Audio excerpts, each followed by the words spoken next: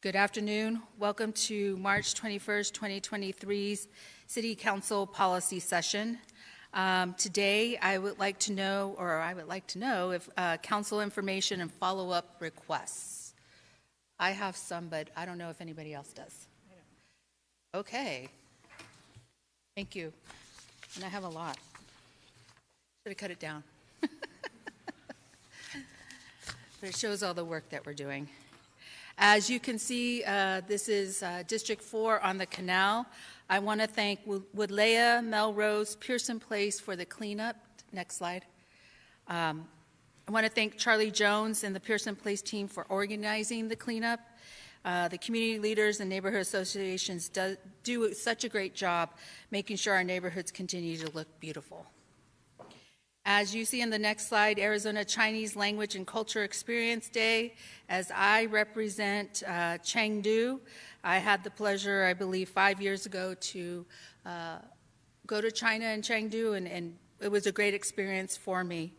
I want to thank the School of International Letters and Cultures at ASU Phoenix Sister Cities and the Contemporary Chinese School of Arizona for hosting this event and celebrating Chinese culture. Coronado Home Tour. As you know, District 4 is known for home tours, and had a great time with Coronado. Always have fun. I did the Cubit Shuffle and did a lot of different line dances with constituents. So enjoyed myself that day. It was a little drizzle, but then the sun came out. And then thank you to the Melrose Street Fair for allowing me to give my booth to El Campito de Rosas. Martin Sanchez, who is a native of Phoenix and lives in District 4, got scammed and went onto a fake website and then purchased a booth and then realized that the booth was not real. And so I gave him my spot and he sold his items. And then Midtown, Sunday Off Central Block Party. That was very exciting. The only problem on that day, it was sunny and it was great, windy towards the end, and it just shows the Midtown area, a lot of food trucks. That day I finally went down and was very sick. So I want to thank my staff for taking over and managing the area. And then this Sunday it was Encanto Palmcroft Historic Home Tour. It is one, along with Willow, the biggest home tours of the year, and it was exciting because there was music, live music, and a lot of people just walking up and down the street, as you can see, and a bunch of artists. And then Oak Street Alley Mural Festival. That's also exciting, where Oak Street gets closed, the alleys are open, and then you get their specific muralists that come out and do different types of murals. And so these are some of the great murals that are there. As you see the hummingbirds, La Morena is the one who did the Super Bowl drawing or represented Super Bowl, and there's her mural at Oak Street Alley. 1 in 10 Fresh Brunch. I attended this with Councilwoman Stark, Vice Mayor Ansari, also the mayor, and many others. And so it was a great breakfast, and they raised $1.5 million that morning. So this money will go to the LGBTQ youth, and it has been in existence for 30 years. So thank you for that. And then I want to thank my volunteers for cooking at Ronald McDonald's house. At the Ronald McDonald's house, that's where children that are ill at Phoenix Children's Hospital, that's where families stay. They allow 10 volunteers to come in, and we cook a dinner for the family. Families come in between 6 and 8, and if they can't make it, then we pack up the food and they have it ready for their apartment or their home at that time. It was exciting because they were all excited because it was flatbreads, couscous salads. It was a very healthy meal, and they were thankful for it. So I want to thank the volunteers who did that. Mark your calendars, April Coffee Chat. As you can see, it's April 12th. And then Empowering Generations 5K, the Remembering Mel Hanna. That's April 4th, 22nd of 2023. Supposedly, and I'm supposed to be running in that 5K. I believe I'll probably probably more walk than run, but hope to join the African American Reconstruction group on that adventure. And then join us at the Chicanos por la Causa Health Fair Resource Thursday, March 30th. This is my senior apartments area, and we're going to have a health fair. So those that want to join us, please do.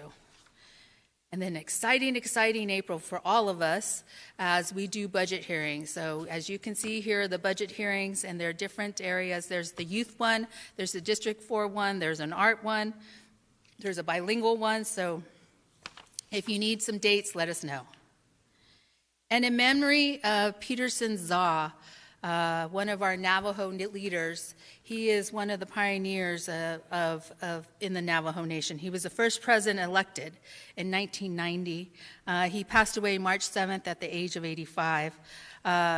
Peterson worked tirelessly for his community, from lobbying to ensure Native Americans could use peyote for religious purposes, to making sure Native Americans were reflected in environmental laws like the Clean Water Act and the Clean Air Act. And as you can see at the Supreme Court, those are some decisions that are going to be made on Native American lands and the water rights. He's worked with many leaders. One of the things I do have to say, I have a personal relationship with him. When he worked at ASU and I worked at South Mountain Community College, and we worked on a problem called Hoop for Learning, where we were trying to give opportunity to Native Americans to enter college and start taking credit. So he will be a big void, but I know his family will continue on with his legacy. Thank you. Yes. And for those of us who remember, Jack Jackson was a state senator who passed away at the same time. Just a great colleague of mine. Jay Tibshraeny and I had a lot of fun sitting with Senator Jackson, and enjoyed that very much, and getting to know him. And he passed away, I think, within a few days of Peters and Zaw. So I just want to reference that as well. Thank you. Are there anybody on the phone? Councilwoman? Yes. Yes. Councilwoman Guardado. Thank you. Last week, my team held our first annual spring break with Maryville High School students. We had a great group of volunteers who spent the week learning more about the city of Phoenix and reaching out to District 5 residents about the upcoming city budget. They visited the Tres Rios wetlands, surveyed residents at 2 community centers, and ended the week with a Milwaukee Brewers spring training game in the heart of Maryville. A big thank you to the Parks and Recs Department, Water Services Department, ASME Local 2384, and the Milwaukee Brewers for hosting us. Melina from our District 5 team did an amazing job running this inaugural program. We are continuing to engage our community with our District 5 budget survey, thanks to the over 400 residents who responded to the short survey and have told us their priorities for this city budget so far. Our goal is to survey over 1,000 residents through the week of the District 5 budget hearing on Tuesday, April 4th at the Washington Activity Center. If you live or work in District 5, please visit our website to find the links at Phoenix.gov/District 5. Finally, this Saturday, March 25th at 9 a.m., we are hosting the 5th Community Cleanup as part of our 27th Avenue Community Safety and Crime Prevention Plan. We will meet in the parking lot of the old Kmart, the Future Innovation 27 building on Northern and the I-17, and staff will provide all the tools, supplies, water, and snacks. Thanks to Neighborhood Services for coordinating this cleanup with our office, and thanks to CAS for their support of this event. We hope folks can join us to continue to make a positive impact as a part of this multi-department initiative. We hope to see everyone there. Thank you, Councilwoman. Thank you. So this policy meeting is for information only, and we have no consent items. City Manager, do you have anything? No, Councilwoman Pastor, we can go straight to the items. Okay, thank you. Item number 1 is FY 2023-2028 preliminary 5-year capital improvement program. I need my glasses. Councilwoman Pastor, members of the council, today we have two really great feel-good items to bring forward to you today. One is an investment in infrastructure. The other is an investment in people, resources, and programs. And so we'll start today with a presentation from Budget and Research, which is a 5-year CIP, which is $8.3 billion, and for next fiscal year, it's $2.3 billion, I believe. I'll turn it over to Chris and Amber to speak about it. All right, thank you, Jeff. Council members, members of the public, we are happy to be here today to present to you our preliminary capital improvement program for 23-28. Also includes our capital budget proposed for 23-24. Our capital improvement program is the source that identifies the resources and projects that invest in our city's infrastructure and assets. We know that's a priority of our city council. Without our infrastructure, we can't deliver programs and services to the community. As our city manager indicated, the 5-year program totals roughly $8.3 billion, with $2.8 billion identified for 23-24. There's roughly 780 total projects. Those span multiple city departments, including aviation, water, wastewater, streets, transit, as well as projects that further economic development. We do try to leverage federal, state, and regional funding where we can to add more resources for capital projects as well as to minimize city costs. We know that our capital projects also help the economy. They create and sustain jobs, particularly in our engineering and construction industries. I do want to mention for our water and wastewater projects, that does assume there would be a rate increase next fiscal year. If that were not to happen, we would have to work with our water department to make significant reductions in their proposed CIP. I'm now going to hand this over to Chris Fazio, Deputy Budget Director, to walk through the rest of the presentation. Good afternoon, council members. The city's largest CIP investments are in aviation, water, wastewater, transit, and street transportation and drainage. The remaining 19 programs make up about 20% of the CIP. Looking at the 5-year program by funding source, $304 million is proposed from the general fund. 2001 and 2006 GEO bond funds have been nearly fully spent. Most CIP funding sources come from special revenue funds like highway user revenues, enterprise funds like water and airport revenues, bond funds backed by restricted funds, and other capital funds like federal grants. General fund uses for capital projects have increased considerably. 10 years ago, the 5-year CIP included only $18 million in general fund expenditures. That amount's increased more than 17-fold to the $304 million in this proposed 5-year program. So this reflects a substantial commitment to the city's infrastructure. Those general fund uses include $129 million in technology improvements for IT infrastructure and applications, including a new time and labor system, $100 million for facility major maintenance, $15 million toward the Roadway Safety Action Plan, augmenting $35 million in AHER and Transportation 2050 funds, $6 million towards flood hazard mitigation, $3.5 million for a Cold War monument at Steel Indian School Park, $12 million for the new Fire Station 74 in Ahwatukee, and $30 million in set-asides to provide local matches for potential federal infrastructure grants and set-asides towards other future capital needs. To highlight just a few of the additional projects in the 5-year program, the $1.6 billion aviation program includes a new Crossfield taxiway and new North Concourse at Terminal 3. The transit program includes $354 million for new buses and $440 million for bus rapid transit. $270 million is programmed for the Cave Creek Water Reclamation Plant. $350 million has been budgeted for pavement maintenance. For those who are interested in looking at the CIP in detail, the preliminary CIP report is available on the Budget and Research website and contains information on all 800 projects. As a point of clarification, the planned 2023 GEO bond program is not included in the CIP. Any voter-approved bond propositions would be reflected in next year's preliminary CIP, with expenditures starting in fiscal year 25. Information regarding that program continues to be available on the Phoenix.gov/bond website. Today's information is Today's overview is for information purposes only. Again, full details are available on the Phoenix.gov/budget website.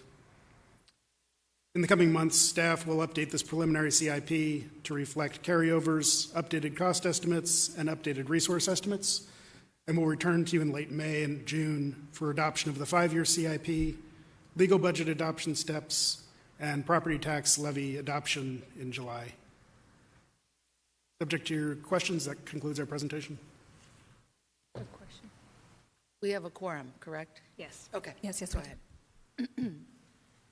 Thank you. I don't know if this is the right discussion area, but and by the way, we're really getting the word out this year about water rates and about our budget hearing, because I've actually had constituents already approach me with ideas. So thank you for whatever you're doing. It's remarkable, especially the water rates, but it's remarkable some of the folks have started commenting on the budget requests as well.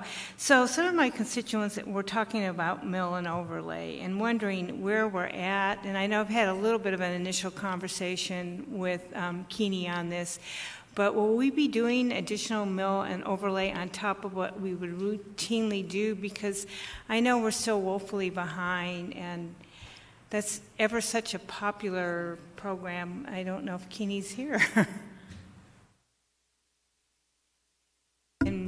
Councilwoman, I don't believe Keeney is here. Chris, can you speak briefly to what we have in the current CIP? And I know additionally, if the bond program is successful, there is also additional resources planned in that 2023 program. I just want to make sure I give the correct information to the constituents, but as you know, when we did accelerate the pavement maintenance, we had a lot of love going on around the city.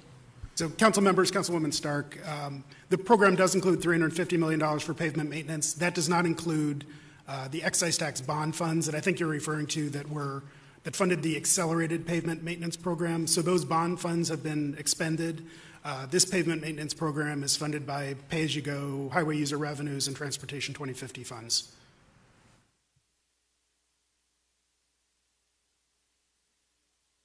Sorry, but did we also have some excess mill and overlay in past budgets, I thought?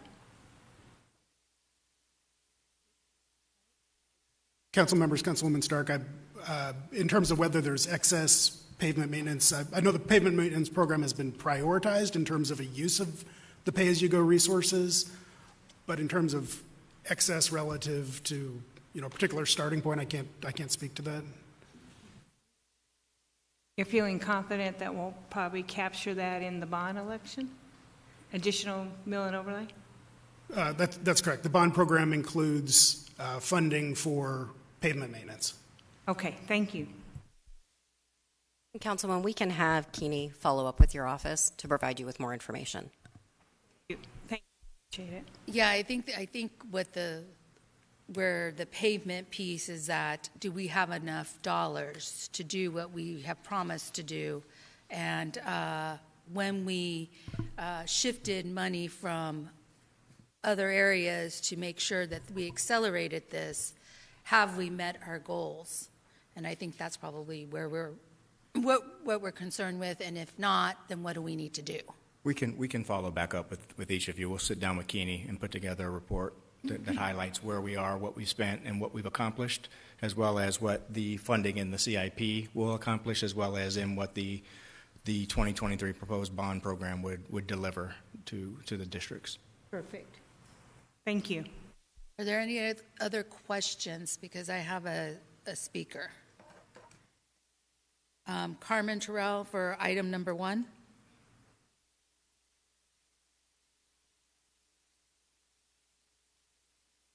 Hello, can anybody hear me? Yes, I can hear you. Okay, so basically I just want to say thank you all, Mayor and council members, for giving me a chance to speak. And I just want to say that for the proposed budget, I just feel like more money needs to be emphasized on transit, arts programs, park beautification, housing, like low-income housing or subsidized housing, shelter services, and everything else, including schools, because I don't feel like policing parks with security guards is suitable. And also for road maintenance, infrastructure repair, and areas like those in LD 5, 22, 24, and 26. And when I talk about the transit stuff, there needs to be more transit areas down in LD 22 that need to be available, because there are a lot of elders and disabled folks that stay down there, and there's no sidewalks, there's no bus hubs where people can wait or anything down there. I know because I've seen it for my own self. And so I just feel like there should be some revisions in this, and I appreciate your time. Thank you. Thank you. Any other questions? All right, item number 2.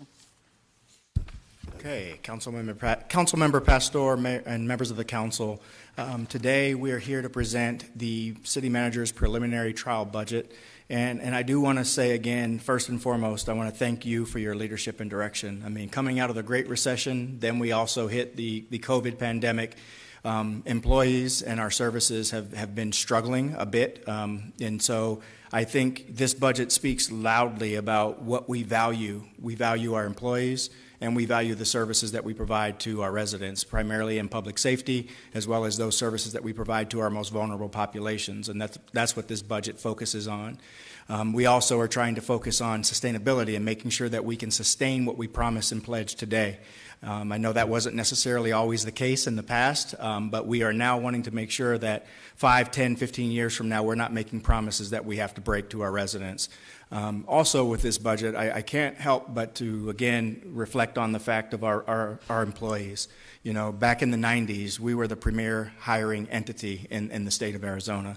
And our employees, they were very prideful of working for the city of Phoenix. We lost that. And I think a lot of that was just the pain that employees went through during the Great Recession, being asked to do more, taking concessions.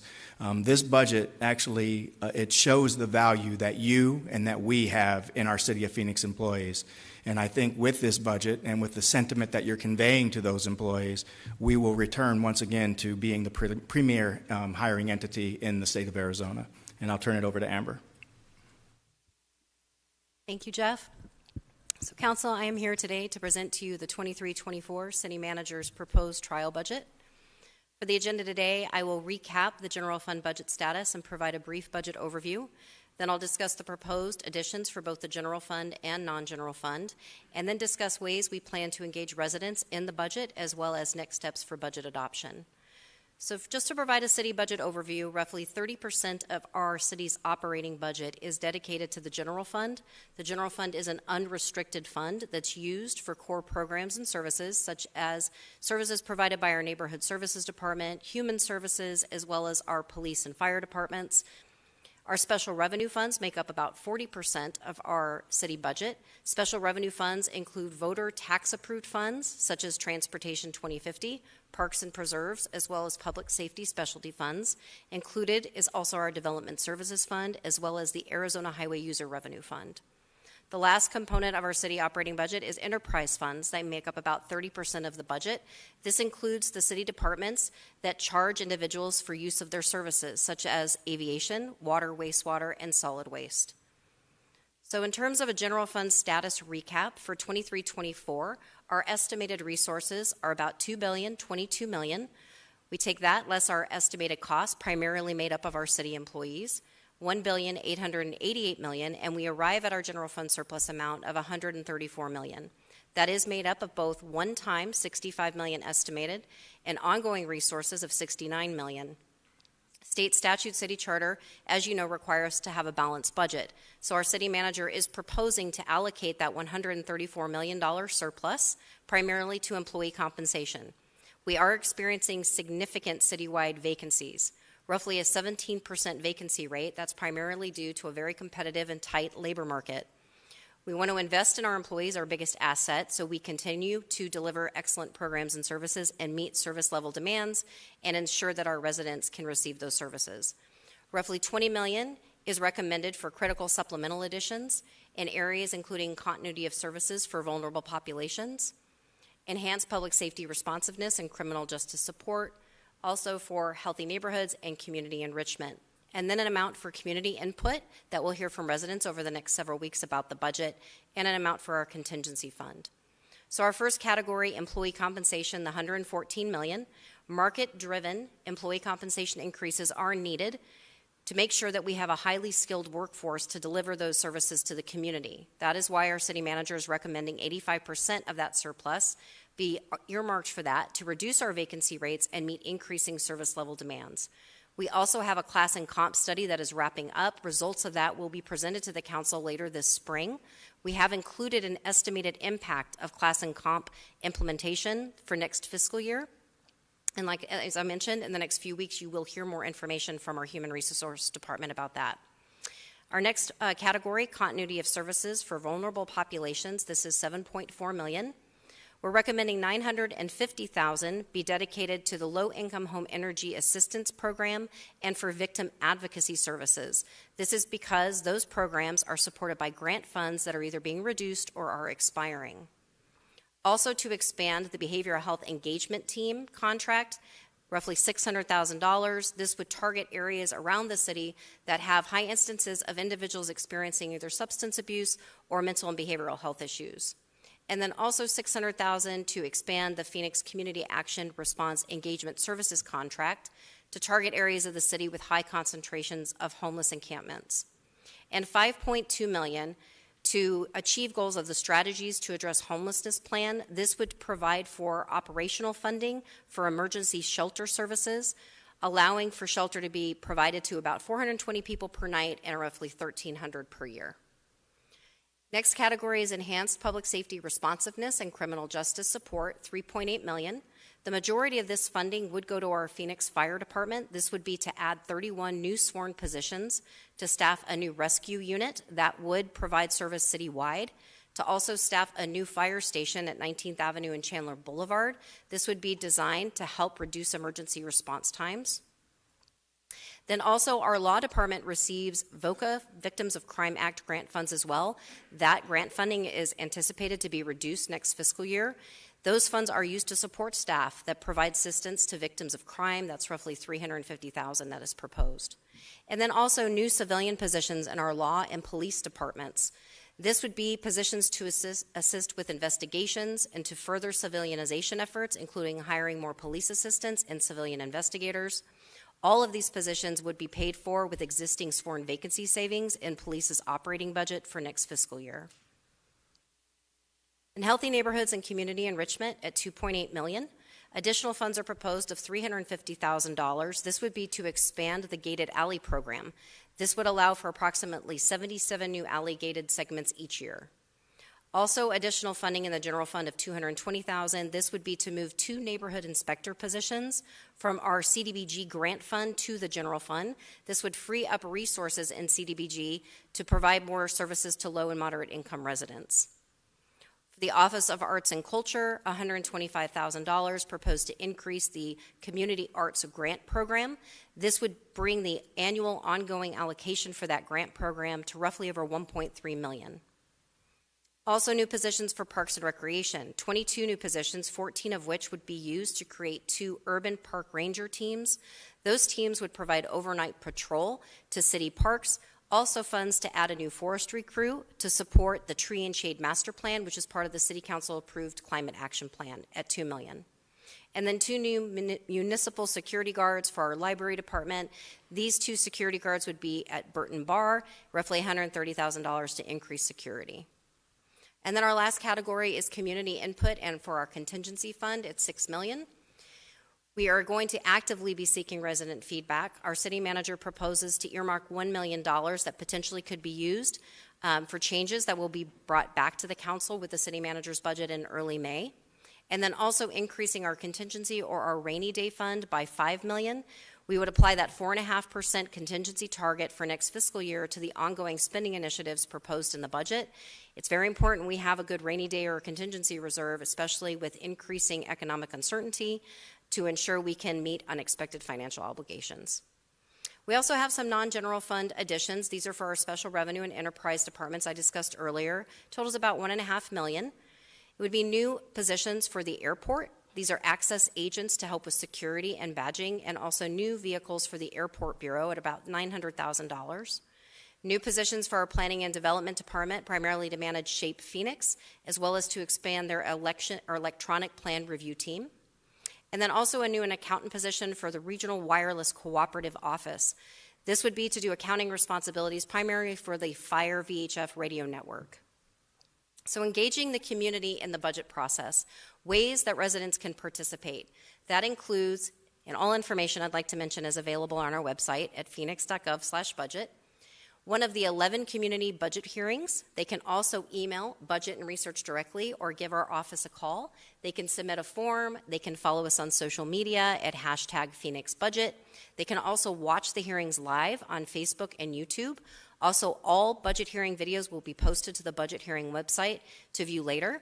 So advertising about the budget, we're getting the word out by doing social media and Google ads, also radio ads, including in Spanish, providing information in the PAYS newsletter, doing flyers at libraries, parks, and community centers. We're also going to be providing Spanish translation of written documents and interpretation services at all budget hearings. Also, our Fund Phoenix tool is live on our website right now. It has been updated with the 23-24 proposed trial budget for the general fund. It is available in English and Spanish. So next steps for budget adoption. May 2nd, we'll come back with the city manager's proposed budget. May 16th will be our city council budget decision. As I always mention, this is a critical step. Without that, we can't move into June with our legal budget adoption.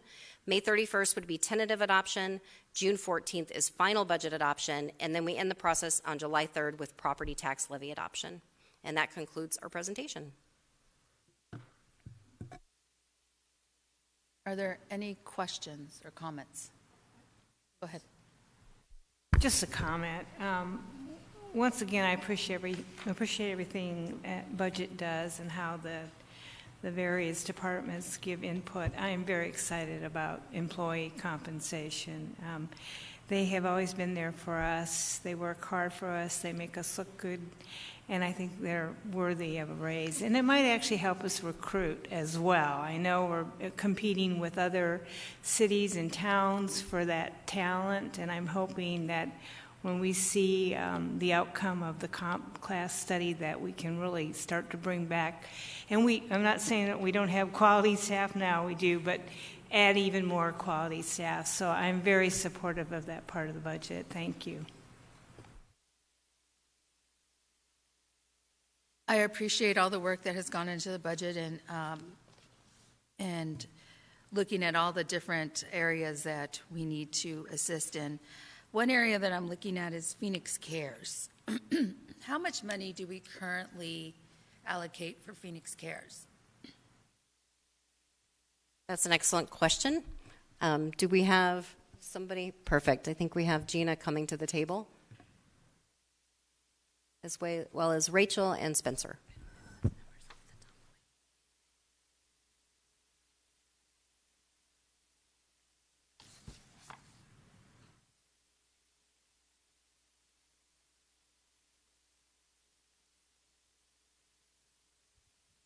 Thank you, Councilwoman Pastor and members of the council. The Phoenix Cares process has funding in multiple budgets we have staff both in the Office of Homeless Solutions and Neighborhood Services for the call center. So I'm going to address the amounts that we have towards those areas separately, and we'll start with the services in the Office of Homeless Solutions, and Rachel Milne will discuss that. Thank you. Councilwoman Pastor, the answer to your question is for our current outreach contract for Phoenix Cares, it's a $1,075,000 contract per year. $1,075,000. And that covers all of our current outreach provider, which is Community Bridges, Inc. They provide, anytime there's a Phoenix Cares case that requires outreach to go out, they will go out and engage the individuals at those encampments. Last year it was around 3,000 individuals engaged. Thank you. Councilwoman Pastor, members of the City Council. In the Neighborhood Services Department, we have a small team that works on our Phoenix Cares process, led by Lisa Huggins-Hubbard. And so with that, we have 4 neighborhood specialists, a project management assistant, and her position, which is a special projects administrator. All told, that program is approximately $2 million a year. And the 600,000 would go to what department? Outreach, Office and Homeless Solutions, or Neighborhood Services Department? Councilwoman Pastor, members of the council, that $600,000 request is to increase the budget for our outreach contractor. Okay. The reason why I'm asking is because this is the probably most concerned area, not that all the other ones aren't, but that we get the most calls on regarding the fact that Phoenix Cares is not equipped to handle what we're facing. And so I would like to look at that and see if we could increase that area. That's just why I'm asking which way we can do it, how we can do it, I don't know. But I'm hoping that community will come out in the budget hearings and request more money to go to Phoenix Cares. Since that is really probably what we hear a lot within our constituencies of hey, this person needs help. It can take, oh, well, we can't get to you for the next 5 days. Well, that person will be gone. Or this cleanup needs to happen. Well, we've already allocated our resources.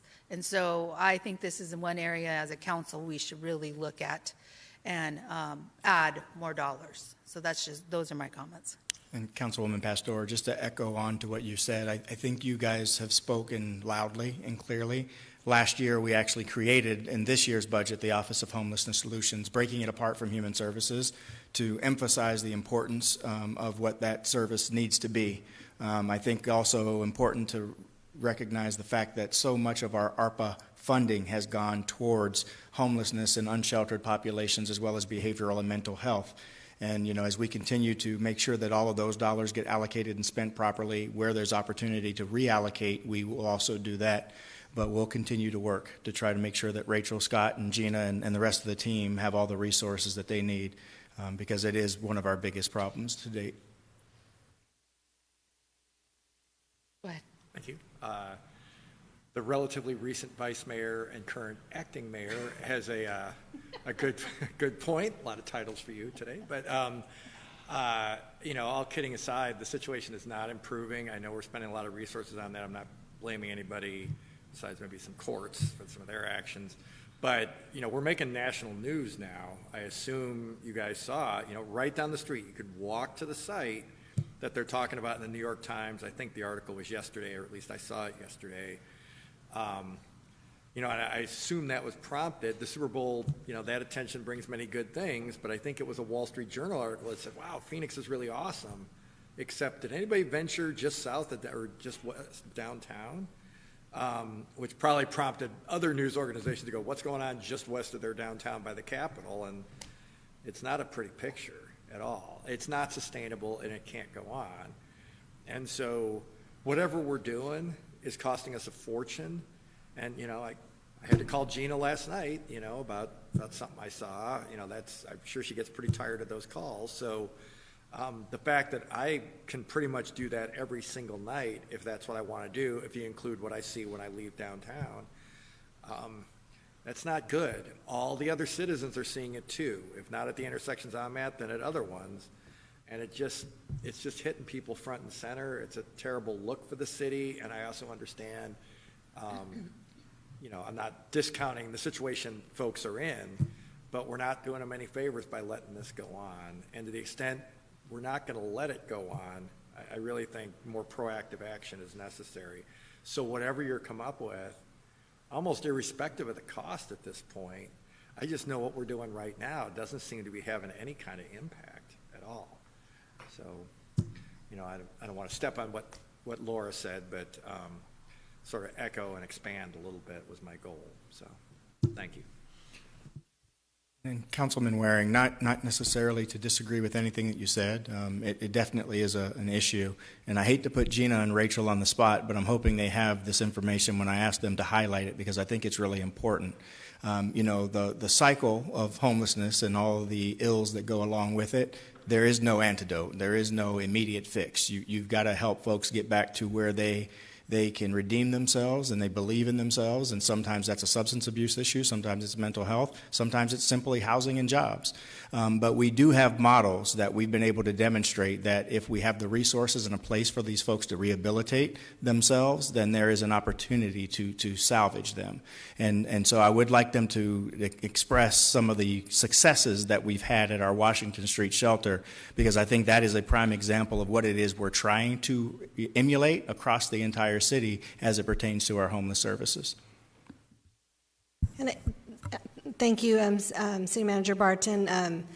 I think one of the things I want to have Rachel talk a little bit about specifics on the Washington shelter and some of the successes, but I also wanted to let the council know that we are hiring some temporary employees to assist the existing homeless liaisons, because that is a faster way to get some people on board to address the numerous encampments, and we have some storage issues that we were trying to address, and so we do have a lot of issues out there that we need people to go out there, and then we also need the places for them to go, so that when we're out there offering services, we have a bed for them inside safely, so that we can help them stabilize and get them into housing or treatment or whatever that next best step is to get them on a good path.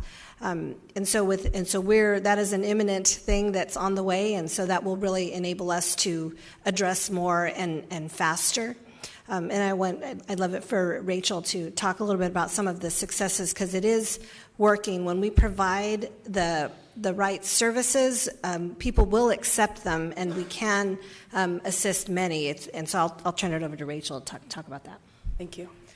Councilman Waring, members of the council. So last year in 2022 alone, we opened 592 new shelter beds throughout the city of Phoenix. 200 of those beds were at the Washington Street shelter, opened just before the summer hit last year. Since opening, we've served over 800 individuals at that location, and 70% of them have exited to a positive exit destination. A small number have returned to homelessness, but 70% are moving on to a better opportunity from that shelter. In the pipeline right now, we have an additional 800 beds that we will open over the next 2 years. So we are hopeful, and it's taking longer than I think anyone thought it would to get some of these online, but the 592 that we opened last year are having a real positive impact. When we work in our largest encampment downtown by the Human Services campus, when we work to clean up that area, treating each block as an individual encampment, we've done 4 of those enhanced cleanups now. We have a 70% acceptance rate into shelter. So when offering the right shelter options and a variety of shelter options, such as the Washington shelter, our new hotel that we're leasing in partnership with Community Bridges, Inc., we're finding that people are willing to accept those shelter placements. We just need more options and more places for people to go. So thank you, Mayor, whatever it is your current role is right this second. I'm not criticizing anybody at the table or what you're doing, but there is not one citizen in the city of Phoenix who's going to say things are better than they were 2 years ago. So we spent hundreds of millions of dollars, and there isn't one citizen who would go, aha, success. There's no way. I'm a citizen. I count. I drive these streets. 10 years ago, this was an issue that would have registered 0 if you put it in a poll, at least in North Phoenix, for sure. Never got a call in years of doing this kind of work. And in 2013, I remember getting my first call. I remember it very distinctly, like, wow, that's weird. Homelessness by that neighborhood, or really anywhere in District 2? And now it's pretty much an everyday occurrence if you include the calls that I'm making myself. I would ask respectfully, I've said this about shopping carts and graffiti and so forth. If I'm driving by somebody who's out at an intersection at a freeway overpass and they're out in the median, which is a violation of our city ordinances, I I guess I would ask, I've watched city trucks and police Tahoes drive right by those people, and I know they're not calling it in, so I have to pull over and do it, which I don't mind doing, but we all need to be more proactive to make better use of these staffers that we're hiring and all these beds that we're getting. Because if we're just going to drive right by the problem, that's really one of the most visible problems that we have in the city of Phoenix. And again, I'm not putting people's tragic conditions, I'm not saying it like, oh, it's a problem that needs to be swept under the rug. We want to help. But if what we're doing isn't changing hearts and minds rapidly enough, we're going to have to figure something else out.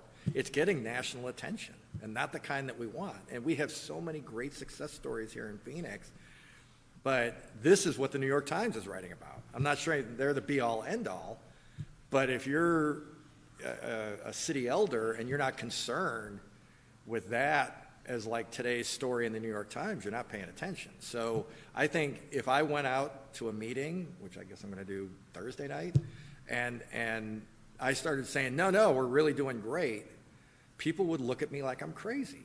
And they'd be right to look at me that way. I can't do that given what I'm seeing myself. So whatever we need to do to ramp it up, and whatever we need to do within the confines of the law, and if we need to petition in some sort of legal process to get judges to realize they live here too, and that the things that they've done to hamstring our police department is impacting the quality of life of more than 1.5 million citizens. Whatever we need to do is whatever we need to do, but it's going to override all the goodness that comes out of our votes and, you know, the work of the 1.7 million citizens, because it's unavoidable and inescapable. So again, I'm not trying to lay it all on you. It's not your fault. It's just something I would be very cautious to try to put out any statistic that makes this sound like it's better when there isn't. I just don't think there's one person who's going to go, yeah, I've noticed it's definitely getting better. I can't believe that there would be one person who would think that. So I'll stop there, but thank you, Laura. Thank you. Councilwoman Guardado. Thank you, Councilwoman. Yeah, I just want to, thank you, Jeff, and thank you, staff. Thanks, everyone. I think the budget looks really great. Love seeing everything we're doing around gated alley programs. Of course, I've been a huge advocate for making sure that we pay our workers for all of the hard work that they do and that our jobs are compatible. I think that's all incredibly important. I think also, just piggybacking on what Jim is saying, I think there is a crisis. And I think, that, part of the challenge, and I think, the thing that I would challenge on my colleagues, I think one of the answers is, making sure that every district does take a shelter, right? I think, there are some of us that have taken on that burden. I actually just had a conversation with one of my constituents that was here at City Hall not that long ago, and how proud and how happy she was that we, are going to be able to provide more beds in District 5. I know Councilmember Garcia has also done that with 20th Street in Washington. So, and I know that, District 3 is also, looking at something in their district as well. So I would just challenge all of us, right? I think that, probably, before the state comes in, and does something, I think that we all should be looking. I think you're right, Jim. I think it's a problem throughout the whole city. And I think, yes, a few years ago, it was something that it wasn't at the top of the list of anyone, but it's now at the top of the list of all of us, I think. I think Vice Mayor Ansari has done a really great job trying to figure out stuff in her areas that are very challenging. So I would just say that, we try to figure out how do we put a place, put some beds in a facility in all the different districts, not just in some areas, homelessness is everywhere at this point. So I think that's something to really think about. If as a city, where we have control, I think that's a place where we have control. And I think that's a conversation that, maybe everyone should be considering and thinking about on how they put a facility in their districts. And then, I know we're talking to Glendale and trying to figure out some partnerships with them together with CAS, and how is it that we can work with our neighboring cities. But yeah, like it's a huge issue. It's a big problem, but I think it's a problem of all of us. And I think, that's something that we should all consider and trying to see how is it that we can, have spread the love and, and being able to figure out a facility in all the different districts. But very excited about the budget. Jeff, thank you. All of you guys super creative of all of the compensation that we're going to be doing for workers and everything that we're doing for our constituents. And yes, it's hard when you continue, to get phone calls that we're not doing enough, or it doesn't seem that we're doing enough when we are putting in millions of dollars.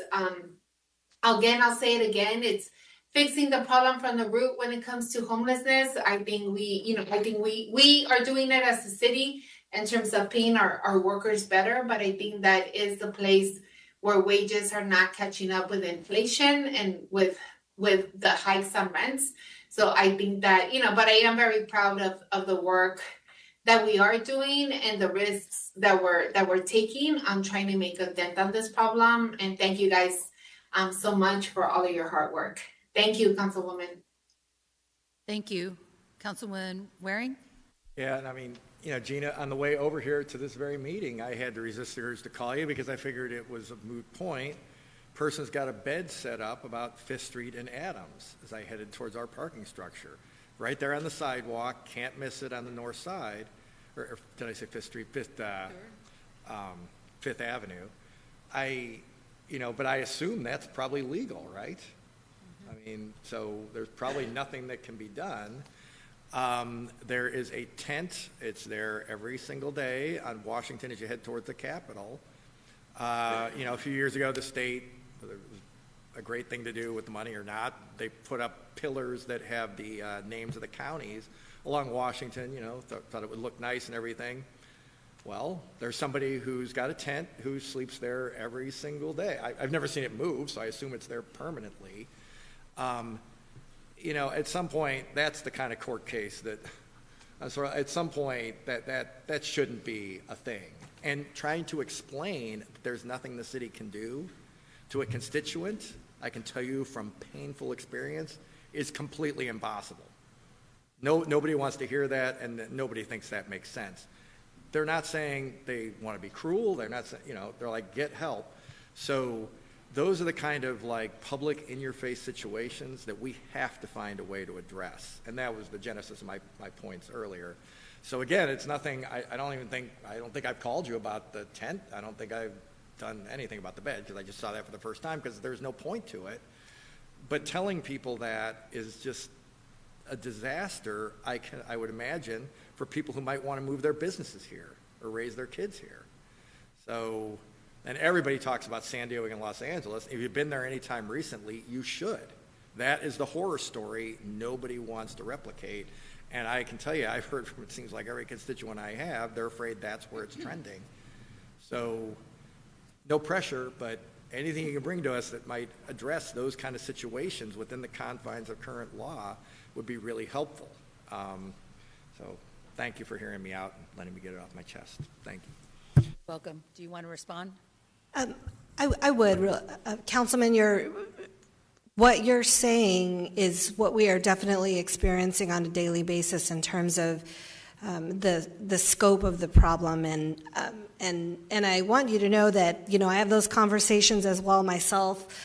We all do, some with your constituents and with others, and what I would say is that I wouldn't say it would be pointless to call it in, because definitely calling in all of those encampments where they are, we will send people out and we'll work with them. And so I think what we don't want to do is become kind of resigned to it, and we are nowhere close to that in terms of our work on a daily basis. And it is a huge task, but we are looking at every possible thing that we can do to address it, because it is a crisis. And I live in this community too. It's my home. It's my children's home, and I share your concern, and I share your desire to do something drastic. And so to address it, and obviously we work in a humane way, and we work within the bounds of the law and what we can do under the Constitution. But at the same time, we are looking at every possible option, and we have the support of our my city manager and assistant city manager, and we have some resources to address. We're working with the state and certainly trying to work with the legislature at the same time, because we do need help from the state, and we've had a great partnership with Maricopa County, and they're also putting in a lot of their funds that they have available.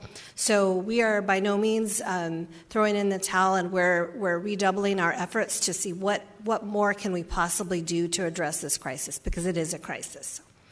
And keep calling in your things to me. I'm happy to take those calls. So I'll address that if I may. Obviously, I've called in many different individuals, and then, the next day it's the same person or and multiple people, and particularly at Tatum and Shea, multiple people, same people next day doing the same stuff. I would also say these two that I just referenced, the one on Adams and the one on Washington, are within maybe a few hundred feet of hundreds of tents and encampments. So to single those two out when there's probably thousands, within a short walk, that sub shop that the New York Times hired, there's no way somebody's going to go walking down those sidewalks.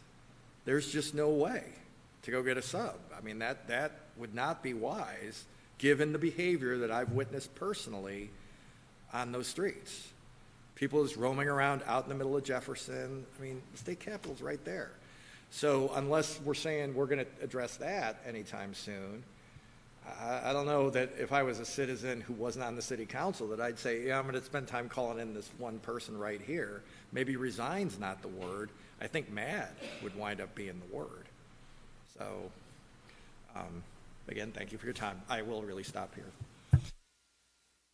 Any other comments on this issue, Phoenix Cares? Okay, I have one more, and I'm probably going to put her on the spot, and that is our city clerk office. And after going through elections, I would like to see some modernization of that, in the sense of at least be equal to the county, so that if once I turn in my ballot, I get a text saying they received it. And I'm not wondering where my ballot is. So I put you on the spot, Denise. I haven't talked to you about it, but I figured we're talking about the budget, so might as well throw it in. Yes, Councilwoman, no worries. We're working on that. I appreciate that, and we are definitely working on it. So thank you. I have a speaker, Carmen Terrell. I'm sorry, I completely missed it, Carmen.